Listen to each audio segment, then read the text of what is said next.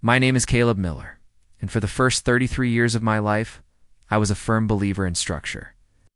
I trusted the precise logic of coding, the way predictable inputs always led to predictable results. My existence, much like the software I designed, was a calm, self-contained system. I resided alone in a modest one-bedroom apartment in Riverbend, Oregon, a town so tiny it felt like everyone knew everyone else's business. From my second-story balcony, I had a clear, if unchanging, view of the Columbia River.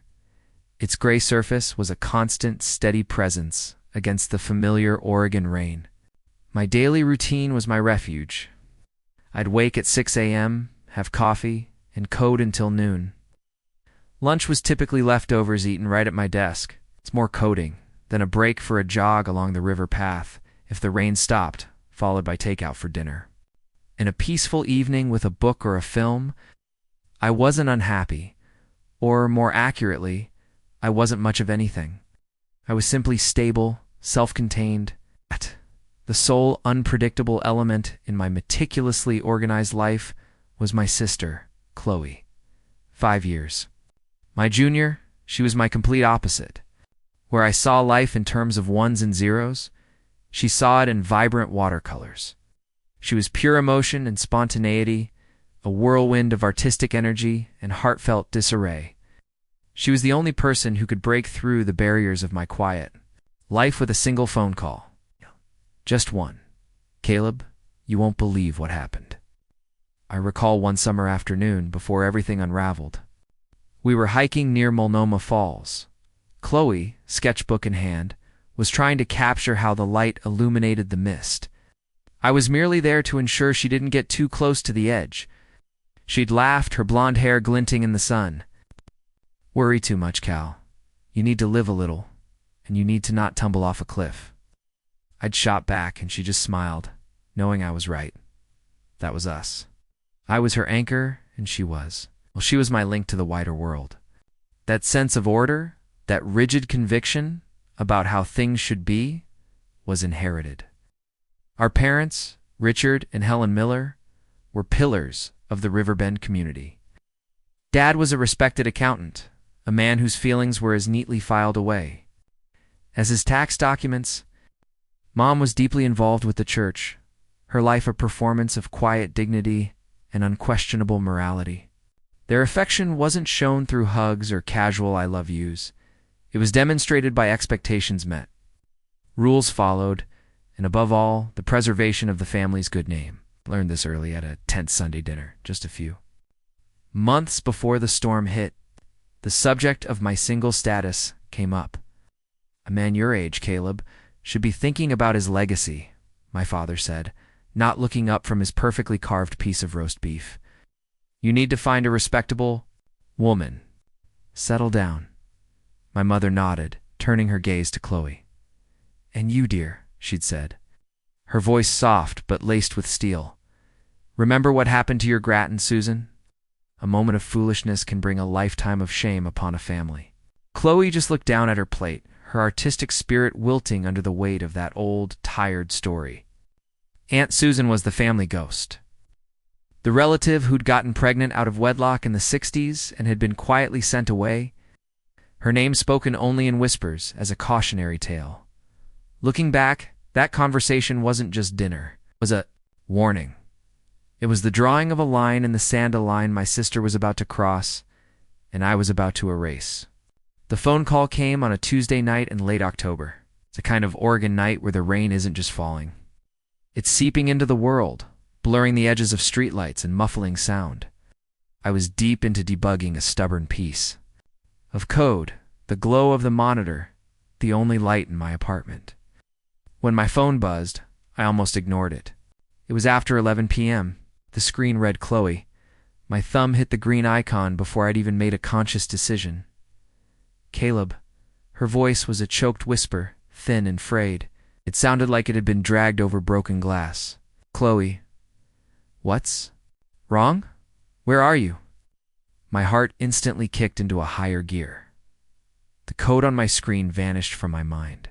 I can't. A sob tore through the line, raw and desperate. Can you? Can you meet me, please? And please don't tell Mom and Dad. Swear to me, Caleb. I swear. Where are you? The 24-hour diner? It's the one off the interstate. I'm on my way. Hey, don't move. I didn't even change out of my sweatpants. I just grabbed my keys and my wallet and was out the door. The 10-minute drive felt like an hour. Terrible possibilities scrolled through my head. A car accident, a mugging, worse. The diner was a sad, fluorescent island in the dark, its parking lot mostly empty. I saw her car, a beat-up Honda Civic, parked near the entrance. She was in a booth in the back, huddled over a cup of coffee she hadn't touched. Her face was pale and puffy, her eyes red-rimmed and hollow. She looked smaller than I'd ever seen her, like a child lost in a grocery store. I slid into the booth, opposite her. Hey, I said softly. Talk to me. What happened? She just shook her head, her gaze fixed on the tabletop. A waitress came by and I ordered coffee I didn't want just to give us a moment. When the waitress left, the silence returned, thick and heavy. Chloe, I prompted again, my voice gentle but firm. Whatever it is, we'll handle it. I'm right here. That's what broke her. She looked up at me, her lower lip trembling, and the tears started to fall again, silent and steady. I messed up, Caleb, she whispered, her voice barely audible over the hum of the refrigerator. I really messed up. She took a shaky breath, her hands twisting a napkin into a shredded mess. I'm pregnant. The words hung in the air between us. Pregnant. The hum of the diner seemed to fade away. I could hear the blood pounding in my ears. I just stared at her, my mind a complete blank. The father, I finally managed to say, my throat tight, Ethan, she choked out. Ethan Vance, of course, the promising business major from her college. All confident smiles and talk of a big future. I'd met him once. I hadn't liked him. There was something slick and self-serving behind his eyes. I told him 2 months ago, she continued, her voice flat with exhaustion. At first he said we'd figure it out. He said he'd be there then. Then last week he called me, said he took a job in Seattle, said he was sorry, but he wasn't ready to be a father, said. He said it was my problem now. She finally broke down completely, burying her face in her hands, her shoulders shaking with violent, silent sobs. My mind was reeling. A problem, he called her, and the baby a problem. A cold, hard rage, unlike anything I'd ever felt, settled in my chest. It was so intense it felt like a physical weight. I wanted to drive to Seattle. I wanted to find Ethan Vance and break him, but looking at my sister, so completely shattered. In a vinyl booth, under the unforgiving fluorescent lights, I knew that wouldn't fix anything. I reached across the table and put my hand over hers. Her skin was ice cold. How far along? I asked, my voice dangerously quiet. She looked up, swiping at her tears. 5 months. 5 months. She'd been carrying this all alone for 5 months. Okay, I said. My decision made in that instant. The world snapped back into focus. Okay, here's what we're going to do. You're not going through this alone. You're coming to live with me. The next 2 days were a blur. I helped Chloe pack a few bags from her tiny, shared off-campus apartment, space filled with half-finished canvases, and the ghost of a future she had been painting for herself. She moved like a sleepwalker, her eyes vacant, her movements slow. And heavy, she didn't talk much, and I didn't push her. I knew the hardest part was still to come. We couldn't hide this forever. Our parents had to be told. I drove her to their house on Thursday evening. The 2-story colonial with its perfectly manicured lawn and pristine white fence had always felt more like a museum than a home. Tonight, it felt like a courthouse where my sister was about to be sentenced. We walked in without knocking, a habit from childhood that suddenly felt like a transgression. They were in the living room. Dad was in his leather armchair reading the Wall Street Journal, and Mom was polishing a silver picture frame, her movements meticulous and controlled. They looked up, their faces a mixture of surprise and mild irritation at our unannounced arrival. Caleb, Chloe, what's this about? Mom asked, her voice retaining its usual placid tone. But her eyes were sharp, analytical. I stood beside Chloe, who seemed to shrink under their gaze. I could feel her hand clutching my arm, her knuckles digging into my bicep. "Mom, Dad," I started, my own voice steadier than I expected. "We need to talk." "It's about Chloe, Dad," slowly. Folded his newspaper, placing it precisely on the ottoman beside him. He took off his reading glasses and fixed Chloe with a look that could strip paint. "What about her?" Chloe took a deep, shuddering breath. I felt a surge of pride in her when she said the words herself, her voice trembling but clear. "I'm pregnant." Silence. It wasn't an empty silence. It was a heavy, suffocating thing, sucking all the air out of the room. My mother's hand froze on the picture frame. I saw her knuckles turn white. My father's face went through a rapid series of micro-expressions, surprise, confusion, and then a slow, darkening rage that settled in his eyes like a storm cloud. "What?" The word wasn't a question, it was an explosion. "I'm sorry," Chloe whispered, tears beginning to stream down her pale cheeks. "I didn't mean for sorry." Mom's voice cut through her, no longer soft but sharp and brittle as ice. "Do you have any idea what you've done? The honor of this family? Our name in this town?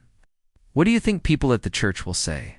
How will we hold our heads up?" It was all about them, about appearances, not a single word of concern for their daughter. Dad stood up, his 6-foot frame seeming to tower over us. "There's only one way to fix this," he said, his voice low and final. "You will get rid of it. There is no other option." Chloe shook her head, a fresh wave of sobs racking her body. "No," she choked out. "No, I can't. It's my baby. I won't." "You won't?" My father took a step forward, his face red with fury. "You have brought nothing but disgrace to this house, and now you dare to defy me?" That was it. I couldn't stay silent. I moved to stand slightly in front of Chloe, a human shield against their venom. "Disgrace?" I heard myself say, my voice dripping with a scorn that shocked even me. "She's scared, and she's alone, and she's trying to do the right thing and all. You can talk about is what the neighbors will think. You talk about God and family, but the second someone in your family actually needs you, you throw them out. That's not family. That's cowardice." My father's rage transferred to me. He pointed a shaking finger at my face. "Don't you dare lecture me in my own house, you ungrateful boy. If she chooses to keep that thing, then she is no daughter of mine." He turned his furious gaze back to Chloe. Get out of this house." "Oh, fine," I said, my voice cold as stone. I put my arm around Chloe's shaking shoulders and guided her toward the door. "If she goes, I go." The door slammed shut behind us, sound echoing in the cold night air like a gavel coming down a final judgment. In the car, Chloe wept uncontrollably. I just drove, my jaw clenched so tight it ached, my own eyes burning. With tears I refused to let fall. We had been exiled. My one-bedroom apartment became our fortress and our prison. I gave Chloe the bedroom, a small sanctuary where she could close the door on the world. I took the lumpy, unforgiving couch in the living room. The first few weeks were a nightmare of logistics and unspoken grief. I switched my employment status to fully remote, a blessing of my profession, but it meant I was now tethered to the apartment. My world shrinking to the size of my laptop screen and the 4 walls around me. Chloe was a ghost. She spent most of her days in the bedroom, the curtains drawn. I'd leave food outside her door on a tray like a nervous hotel attendant. I'd often find it there hours later, cold and untouched. I could hear her crying sometimes, a muffled, heartbreaking sound that felt like a physical pressure against my ribs. I didn't know what to do. I'm a software engineer. I saw problems with logic and code. There was no algorithm for a broken heart. My life, once a model of order, descended into chaos. The living room became my office, my dining room, and my bedroom. Stacks of my programming books were pushed aside to make room for Chloe's few belongings. The air was thick with attention. That was part grief, part fear. The bills started piling up. Her expenses, my rent, food for 2, my salary, which had always felt comfortable, was now stretched thin. The sacrifice began to manifest in concrete ways. An email landed in my inbox from a recruiter at a major tech firm in San Francisco. the kind of opportunity one used to dream about. It was a lead developer role, double my current salary, a path to a real career. I stared at it for a long minute, a ghost of my old ambitions stirring within me. Then I looked toward the closed bedroom door, listened to the profound silence from within, and dragged the email to the trash folder without a reply. It felt like severing a limb. The outside world began to intrude. Riverbend is not a place for secrets, Mrs. Gable, the kind but impossibly nosy woman who lived downstairs, caught me in the hallway one afternoon. "Caleb, dear," she said, her head tilted with concern. "Everything all right up there? Haven't seen much of your sister? Is she feeling okay?" "She's just resting up, Mrs. Gable. A little under the weather," I lied, forcing a smile that felt like a crack in my face. I knew what her questions really meant. Gossip was already starting to curdle. It became real when I ran into Mark at the grocery store. Mark had been my best friend in high school. We were on different tracks now. He was married with 2 kids, a mortgage, and a life that looked like a brochure for suburban happiness. "Caleb, man, how are you?" he said, clapping me on the back. His eyes flickered with something pity, maybe, or just morbid curiosity. I heard your sister is back in town staying with you." "Yeah," I said, my hand tightening on the shopping cart. "She is. Right on." "Well, hey man, if you ever need to, get out for a beer or whatever," he let the offer hang. There, the unspoken part, being away from all that drama, must be tough. "You basically taking care of her? And well, I just nodded, mumbled something about having to go, and pushed my cart down the aisle, his words echoing in my head. Everyone knew, or they thought they did, wasn't just Caleb Miller. Software engineer? Anymore? I was the brother of that girl, the one who got pregnant and was kicked out by her own parents. My identity had been rewritten by my sister's tragedy, and the weight of it was heavier than I could have ever imagined. One evening, a woman I'd been on a couple of casual dates with before all this happened texted me, "Hey, feels like forever. Want to grab dinner this weekend?" I stared at the message. Dinner. A normal life. For a second, I was tempted. Then I thought about having to explain my life. "Sorry, I can't be out late. My pregnant, disowned sister is at home. I'm sleeping on the couch." I texted back a vague, "Things are really crazy right now. Maybe another time." She never texted again. My world was shrinking, and I was the one pulling the drawstring. The months crawled by, each one a little heavier than the last. Chloe slowly began to emerge from her cocoon of grief. She started sketching again, filling pads with charcoal drawings of the river outside the window. We found a new rhythm, eh? Quiet domesticity born of necessity. I'd code, she'd read books about newborns, about childcare. We were a team preparing for an invasion we knew nothing about. The day came on a gray, drizzly morning in March. I was on a conference call trying to explain a complex system architecture when I heard a sharp cry from the bedroom. It's not a cry of sadness, but of pain. Caleb. Excused myself from the call so fast. I'm not sure they even heard me. I found her standing by the bed, her face pale, her hands clutching her large belly. I think it's time," she whispered, her eyes wide with a mixture of terror and awe. The next hour was a frantic blur. I remember grabbing the hospital bag we'd packed weeks ago, practically carrying a groaning Chloe down the stairs, driving to the hospital with a lead foot and a heart that was trying to beat its way out of my chest. I held her hand, whispering, reassurances I didn't feel. "You're okay. We're okay. I'm right here at the hospital." They whisked her away into the organized chaos of the labor and delivery ward. A nurse with a kind but firm face told me to wait in the designated area. The waiting room, a sterile beige box with uncomfortable chairs and old magazines. I sat there for what felt like an eternity, the clock on the wall ticking with agonizing slowness. In that sterile room, I felt utterly, profoundly alone. This was a moment for family, for parents to pace the halls, for a husband to be by his wife's side. I was just a brother, a stand-in, a placeholder. I thought about my parents just a 10-minute drive away, completely oblivious. The anger I felt was so potent it made me nauseous. They were missing this. They were choosing their pride over the birth of their own grandchild. After 4 hours that stretched into a lifetime, a nurse finally came out, a tired smile on her face. Caleb Miller. I shot to my feet. You can see them now. You have a healthy nephew. My legs were shaking as I followed her down the hall. The room was dim. Chloe was lying in the bed, looking exhausted and sweaty, but her face was radiant. It was like the sun had finally broken through the clouds. And nestled in a small plastic bassinet beside her was the tiniest human I had ever seen. A bundle wrapped in a white hospital blanket with a tuft of fuzzy blonde hair and a face scrunched up in sleep. Leo, Chloe whispered, her voice thick, with emotion as I approached. His name is Leo. The nurse gently lifted the bundle and, to my shock, placed him in my arms. He was so light, so warm, smelled like baby powder and miracles. I was terrified I would break him. I'm supposed to cut the cord? I stammered, seeing the surgical scissors on a tray. The nurse chuckled. No, the doctor handled that. You're the first one to hold him besides his mom. I looked down at the tiny, perfect face of my nephew, his little mouth working in his sleep.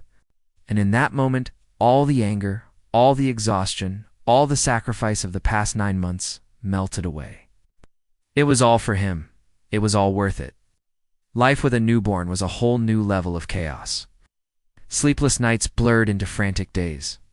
I learned to change diapers, to mix formula, to walk the floor at 3 a.m. with a screaming baby, humming off-key lullabies until my throat was raw. One evening, about a year and a half later, I was sitting on the floor with Leo, who was now a stumbling, babbling toddler. Chloe was in the kitchen making dinner. I was building a tower of blocks, and Leo was gleefully knocking it down. He looked at me, a serious expression on his little face, pointed a chubby finger right at my chest, and said with the crystal clarity of a bell, "Dad." My breath caught in my throat. I froze. He'd been saying mama for months, but this was new. He pointed at me again. "Dad," he insisted, giggling. I looked up at Chloe, who was standing in the kitchen doorway, a sad, knowing smile on her face. "I guess that's you," she said softly. My heart felt like it was breaking and soaring all at once. I was his dad, was the most beautiful lie had ever been told. The next 3 years weren't a chapter of my life. They were my entire life. My world, which had once been defined by lines of code and quiet solitude, was now measured in milestones I'd never anticipated. Leo's first steps, taken on a wobbly journey from the couch to my waiting arms. His first word, dada, which soon became his go-to name for me. His first scraped knee, which I cleaned and bandaged with a clumsy tenderness I didn't know I possessed. I wasn't just an uncle. I wasn't just a guardian. In every way that mattered, I was a father. I was the one who woke up in the middle of the night to soothe his nightmares. I was the one who mastered the art of making dinosaur-shaped pancakes. I was the one who attended parent-teacher conferences at his daycare. I was sitting on a comically small chair while his teacher... A kind young woman named Ms. Albright told me what a bright and happy boy he was, and feel a familiar pang of being an imposter. But it would fade the moment Leo ran out and threw his arms around my legs. Chloe was healing too. She was a phenomenal mother, patient and loving. She enrolled in an online graphic design program, studying late into the night after Leo was asleep. Oh. Our little apartment, once a place of tension and grief, became a home. It was cramped, and it was filled with a love so fierce, it felt like a tangible thing. But my sacrifice was real. My career stalled. I turned down promotions that would have required me to be in the office, to travel. My code was good, but my focus was divided. My savings account, once healthy, dwindled to almost nothing. The cost of daycare, clothes for a growing boy, and the endless list of things a child needs. It's a constant low-grade hum of anxiety in the back of my mind. My personal life was non-existent. The friends from my old life, like Mark, had mostly faded away. Our lives Were too different. Their weekends were about soccer games and dinner parties. Mine were about playgrounds and fevers. They didn't know how to talk to me anymore, and frankly, I was too tired to try.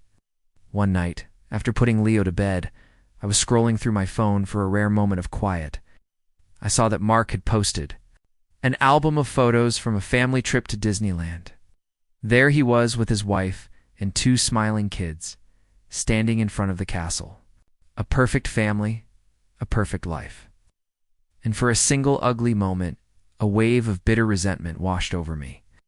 I looked around my cluttered living room at the pile of laundry I needed to do, at the lingering smell of mac and cheese. This was supposed to be you. A venomous little voice whispered in my head. You were supposed to have that. A career, a wife, a house. Look at you now, stuck. The thought was so violent it made me feel sick. I immediately clicked off my phone. I tiptoed into the bedroom I now shared with Leo. He moved into my room a year ago after a bout of nightmares and just stayed.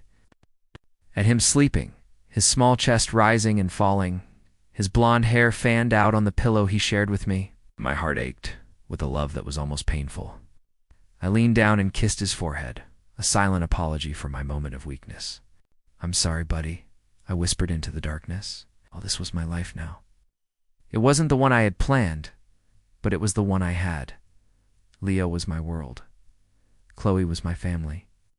And if the price for their safety and happiness was my own ambition, my own dreams, then it was a price I had already paid 1,000 times over. I had convinced myself that our little broken family of 3 was enough, that we could weather any storm as long as we had each other. I had no idea the real storm was still gathering just over the horizon. The email arrived on a Monday morning. It was anonymous at first, just a name and a sea of work-related messages and spam. But the name made my blood run cold. From Ethan Vance. I stared at it for a full minute, my heart hammering against my ribs. 3 years. 3 years of absolute, complete silence. Not a letter, not a call, not a single dollar of child support. He'd ceased to exist, a ghost we never spoke of, and now here he was, a digital specter in my inbox. My first instinct was primal, delete. Send him back to the void where he belonged. Pretend I never saw it. But a darker, angrier curiosity took over. My hand, trembling slightly, moved the mouse and clicked. The email was short and the tone was sickeningly polite. Caleb, I know you probably have no desire to hear from me, and I don't blame you. There isn't a day that goes by that I don't regret my actions.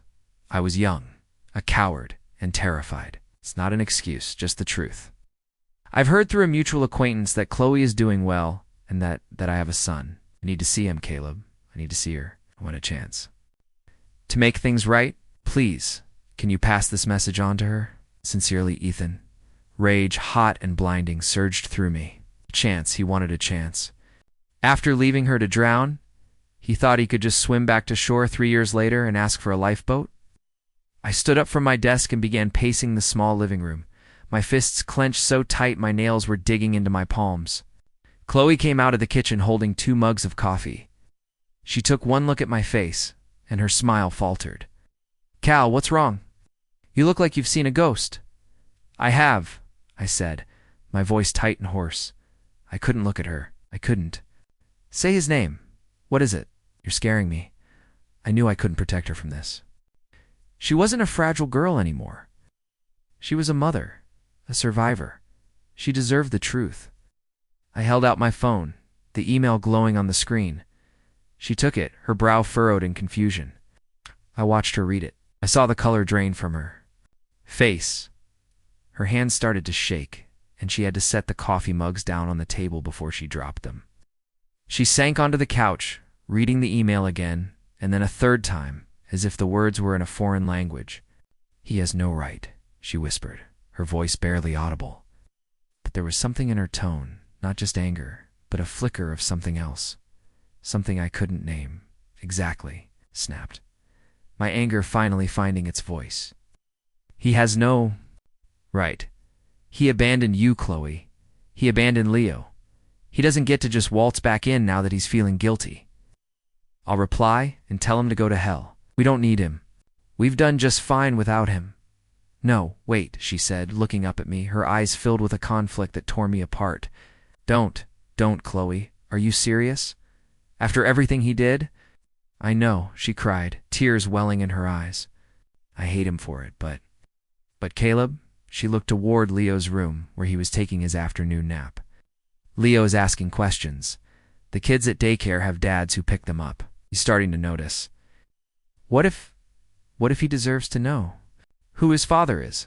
Her words hit me like a physical blow, gut punch that knocked all the air out of my lungs. He deserved to know his father. For 3 years, I had been his father. I had changed his diapers, kissed his scraped knees, and told him I loved him. Every single night. But I wasn't his father, not by blood. And in that moment, the beautiful lie we had been living began to crumble. And what about you? I asked, my voice softer now, laced with a pain I couldn't hide. Do you deserve to have that man back in your life? Do you deserve that risk? I don't know, she whispered, tears streaming down her face. I don't know what I deserve, but I have to think about what Leo deserves. I don't know the answer. The ghost was no longer in the inbox.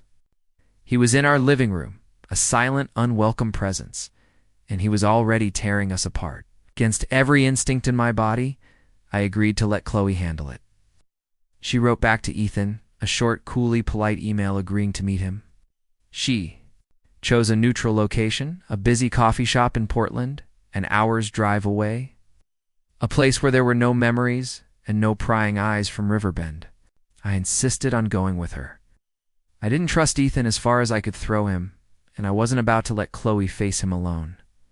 The drive to Portland was thick with a tense, anxious silence. Chloe stared out the window, her hands clasped tightly in her lap. I just focused on the road, my knuckles white on the steering wheel. We had left Leo with Mrs. Gable, who had happily agreed to watch him for the afternoon. Bless her heart. The thought of Leo being the subject of this meeting made my stomach churn. Ethan was already there, sitting at a corner table. The years had changed him. The slick college kid was gone, replaced by a man who wore his success like a well-tailored suit. He was dressed in expensive-looking dark jeans, a crisp button-down shirt, and a blazer that probably cost more than my monthly rent. He stood up. When he saw us, a nervous but polished smile on his face. "Chloe, Caleb," he said, his voice smooth and steady. "Thank you for coming." We sat down.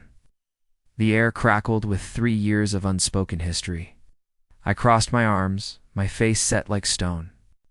I was a bodyguard, a silent observer. This was Chloe's meeting. Ethan launched into his story. He talked about moving to Seattle, about working insane hours at a tech startup. He talked about stock options, about the company going public, about his success. He wasn't just well off, he was a millionaire. He said it all with a veneer of humility, but it was a clear demonstration of power, a way of saying, "This is who I am now." "But none of it made me happy, Chloe," he said, leaning forward, his eyes earnest. I was a coward. I ran. I was terrified of being a father, and I made the worst mistake of my life. I've been in therapy. I've done the work, and I want to make amends. I had to physically restrain myself from scoffing. Make amends. Ow. Did he think this was a business deal that had gone sour? Chloe was silent, her expression unreadable as she stirred her cold coffee. Then he looked at a photo on her phone's lock screen, which I knew was a picture of me and Leo. At the park, his smile tightened for a fraction of a second. A flicker of something jealousy maybe, or competition flashed in his eyes before he masked it. "I want to meet him," he said softly. "I want to be a father to my son. I'll do whatever it takes. I'll provide for him. For both of you." In fact, he reached into his expensive leather briefcase and pulled out a folder. He slid it across the table.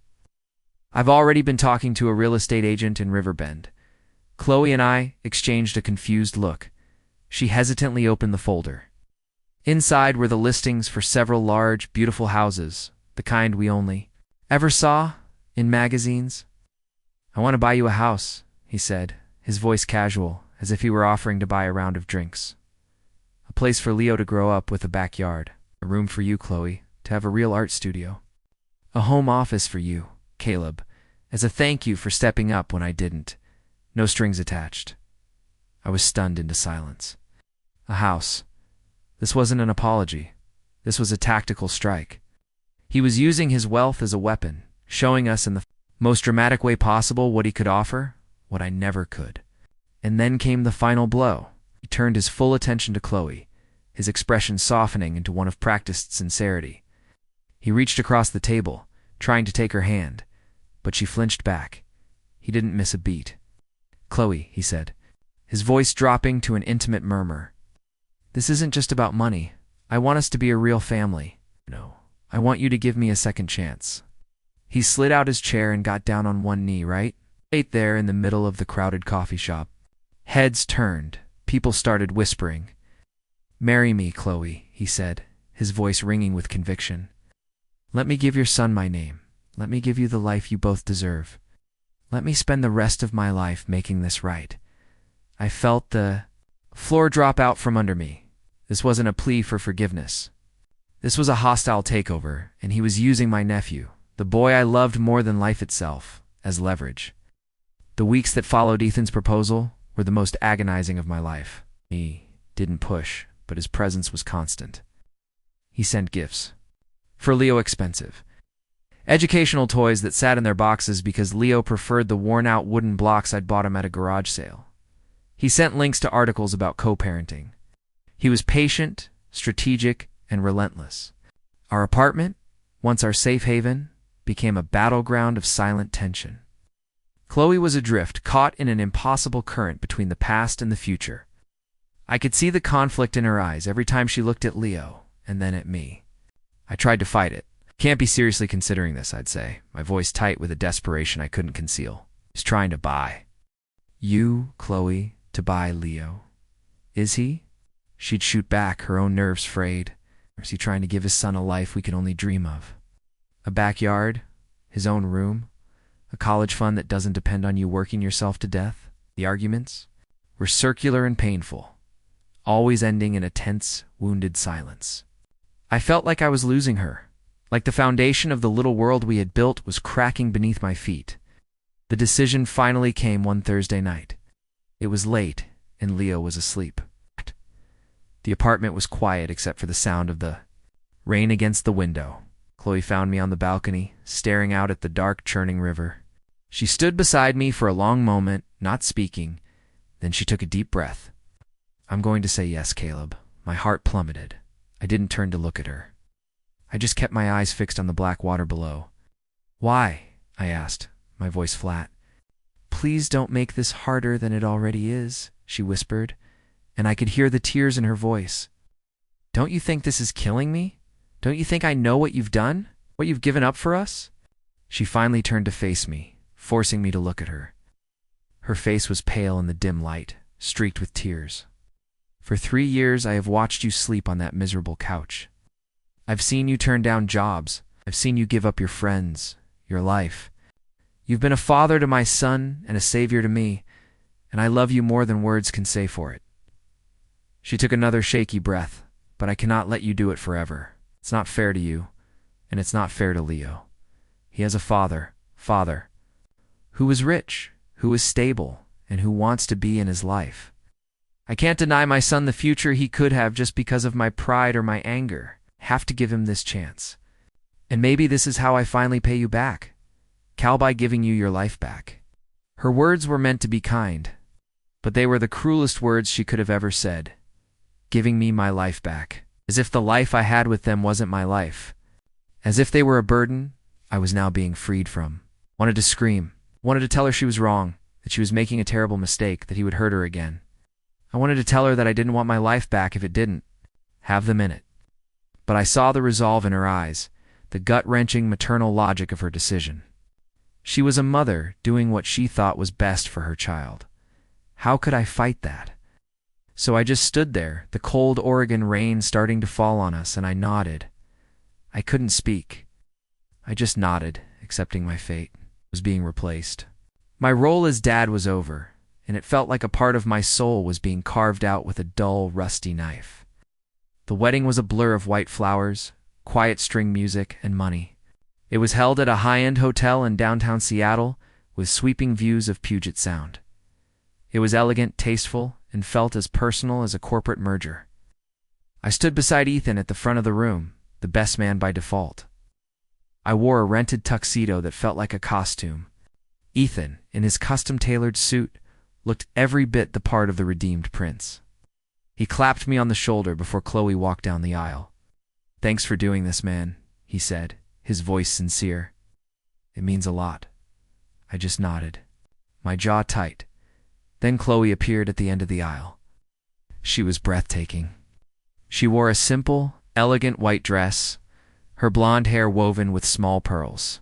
She was walking toward a new life, a secure future. She was radiant, and my heart broke all over again. Leo, in a tiny, perfect suit, was the ring-bearer.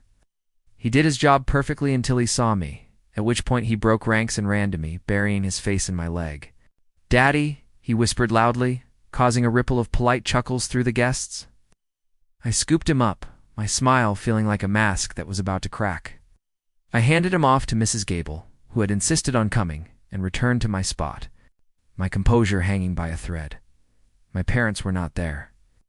We had sent an invitation, a formal, hopeful olive branch. It had gone unanswered. Their silence was a gaping wound in the room, a testament to the fact that even this grand performance of a proper family wasn't enough to appease their sense of honor. Later at the reception, I gave a toast. I raised my glass of champagne and spoke not about Ethan and Chloe, but about Chloe and Leo. I've had a front row seat for the last few years to witness what real strength, real love, and real courage look like, I said, my voice thick. "Chloe, you're the strongest person I know. And Leo, you're the best thing that has ever happened to our family. I wish you both a lifetime of happiness." I clinked my glass with theirs and sat down, the applause sounding distant and muffled. The hardest part was the goodbye. They were leaving for a short honeymoon, and then Chloe and Leo would officially move into Ethan's penthouse in Seattle. I helped them load the last of their things into Ethan's sleek black SUV. My old couch, which had been my bed for 3 years, looked pathetic and out of place next to his expensive luggage. I knelt down to hug Leo one last time. He wrapped his little arms around my neck, his cheeks soft against mine. "You coming too, Daddy?" he asked, his voice full of innocent confusion. I couldn't speak. I felt my throat close up. "Bro." I just shook my head, my eyes burning. "Oh, I'll see you really soon, buddy," I finally managed to choke out. "Be good for your mom and for Ethan." Saying his name felt like swallowing glass. I watched them drive away, Chloe waving from the passenger seat, Leo's small face pressed against the back window until they turned the corner and were gone. The next day, I moved my few belongings into the huge, empty house that Ethan had bought. It was beautiful. Hardwood floors, granite countertops, a massive backyard that sloped down toward the river. It was more than I could have ever dreamed of, and it was the loneliest place on earth. The silence was a physical presence, pressing in on me from all sides. I had everything I was supposed to want, and I had nothing at all. For a month, I lived like a ghost in a museum. I wandered the cavernous, empty rooms of the new house, my footsteps echoing on the pristine hardwood floors. I set up my office. In one of the 4 bedrooms, worked my hours, and ate takeout standing over the gleaming kitchen island. The silence was my only companion. It was a crushing, deafening silence filled with the ghosts of a toddler's laughter and my sister's quiet presence. I had never felt so alone in my entire life. Then on a Tuesday night, exactly 1 month after the wedding, the doorbell rang. The sound was so unexpected it made me jump. I wasn't expecting anyone. I didn't have anyone to expect. I walked to the door, my heart pounding with a strange sense of dread.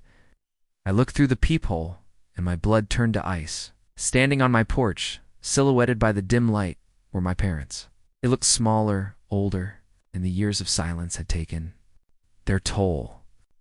My father, Richard, who had always stood so ramrod straight, was slightly stooped, his shoulders slumped under the weight of his coat and something much heavier. My mother, Helen, her silver hair plastered to her forehead by the relentless Oregon.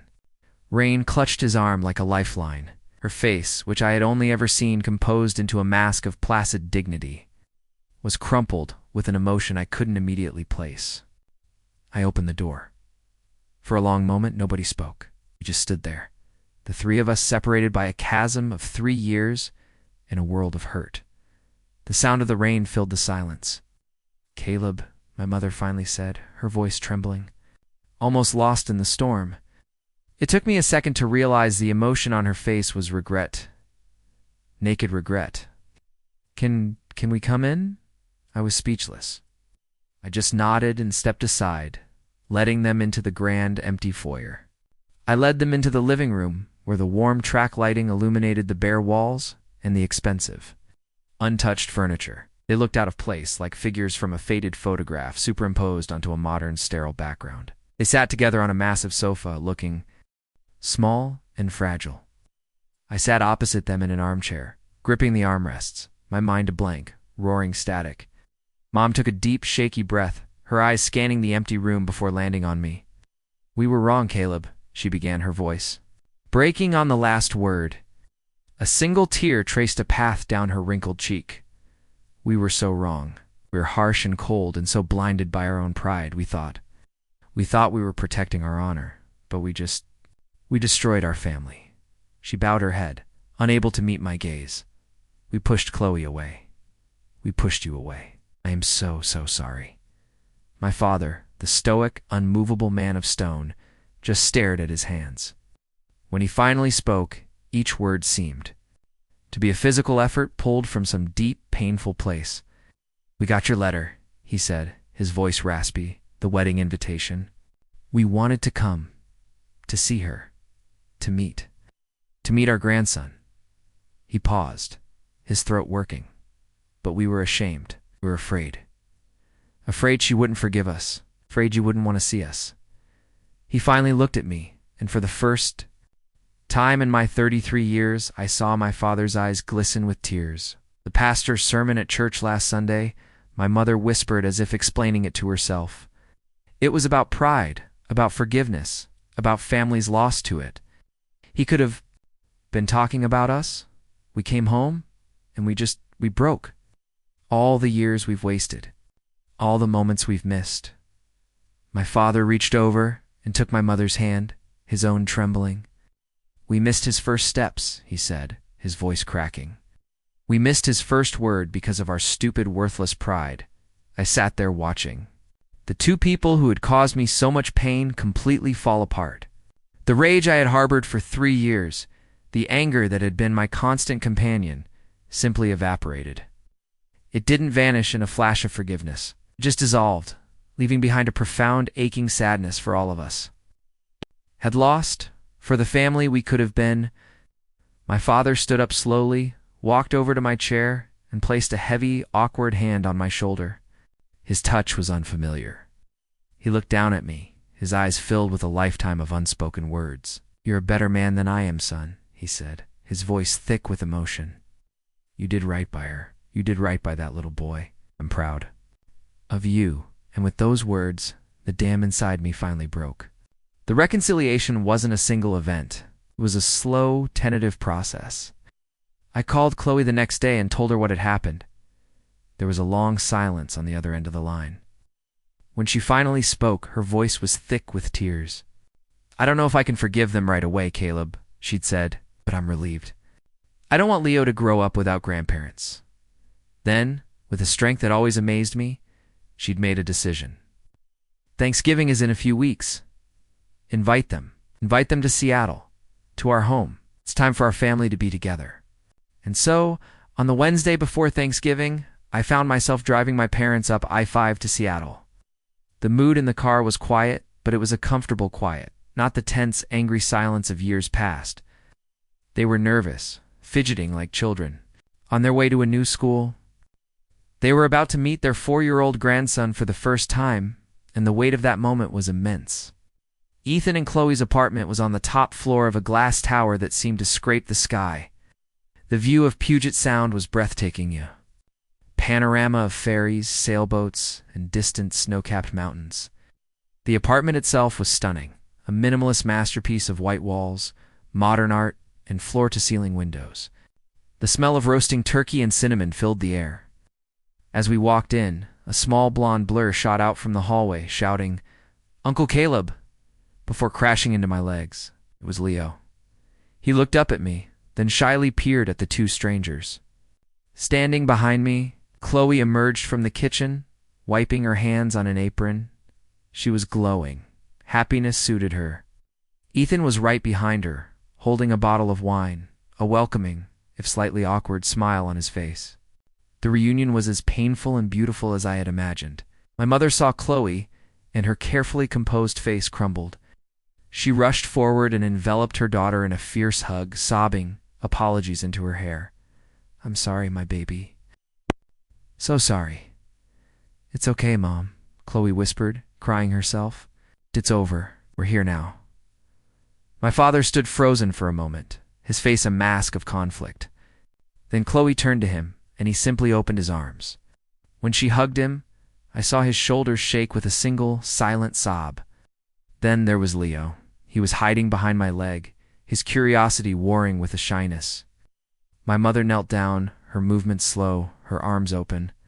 "Hello, Micah," she said, her voice choked with emotion, getting his name slightly wrong in her nervousness. Chloe gently corrected her.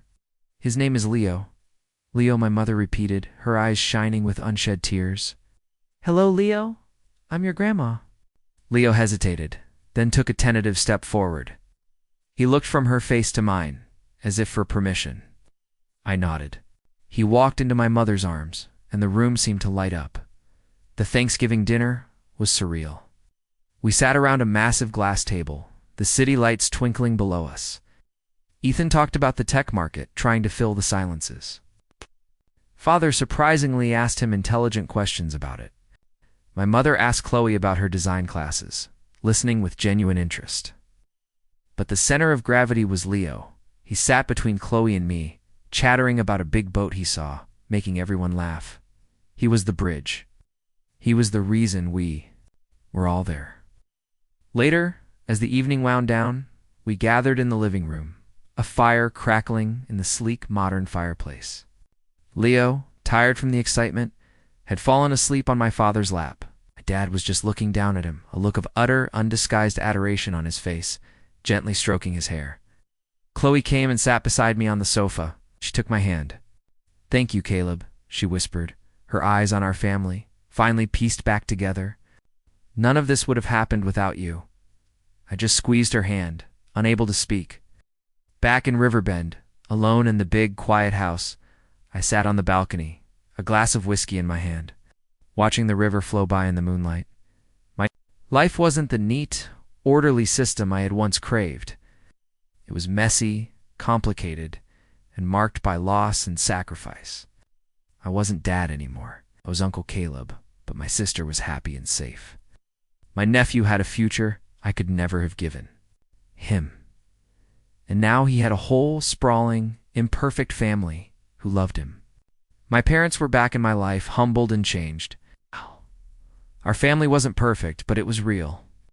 It had been broken into 1,000 pieces, and somehow love and forgiveness were starting to glue it back together. And I had been the one who refused to let the pieces get swept away. I took a sip of my whiskey. The house was still silent, but for the first time, it didn't feel empty. It felt like peace.